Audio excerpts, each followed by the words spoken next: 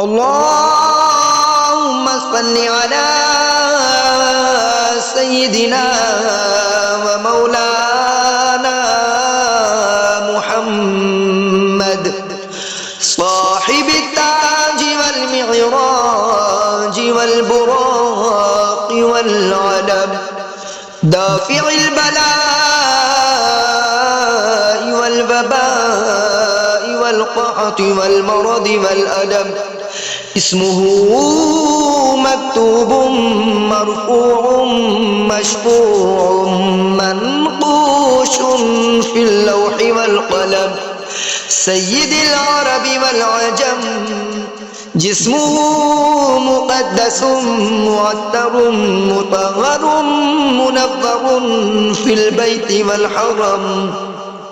شمس الضحى بدر الدجى صدر العلا نور الهدى كافي الورى مصباح الظلم جميل الشيم شفيع الأمم صاحب الجود والكرم والله عاصمه وجبريل خادمه والبراق مركبه والمعراج سفره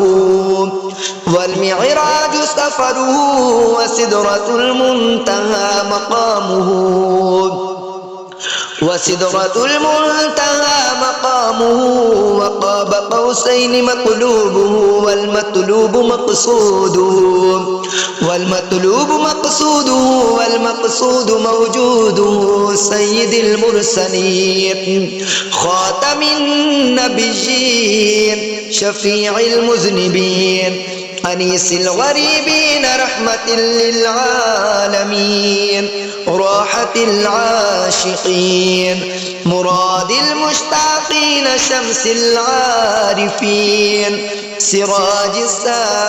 السالكين مصباح المقربين محب الفقراء والغرباء والمساكين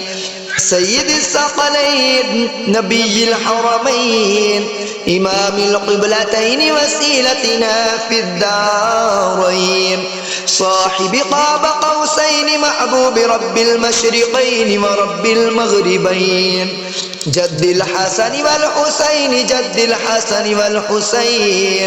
جد الحسن والحسين مولانا ومولى الثقلين أبي القاسم محمد بن عبد الله نور من نور الله يا أيها المشتاقون بنور جماله بلغ العلا بكماله كشف الدجى بجماله حسنت جميع خصاله صلوا عليه وآله وأصحابه وسلموا تسليما كثيرا آمنت بالله صدق الله العظيم.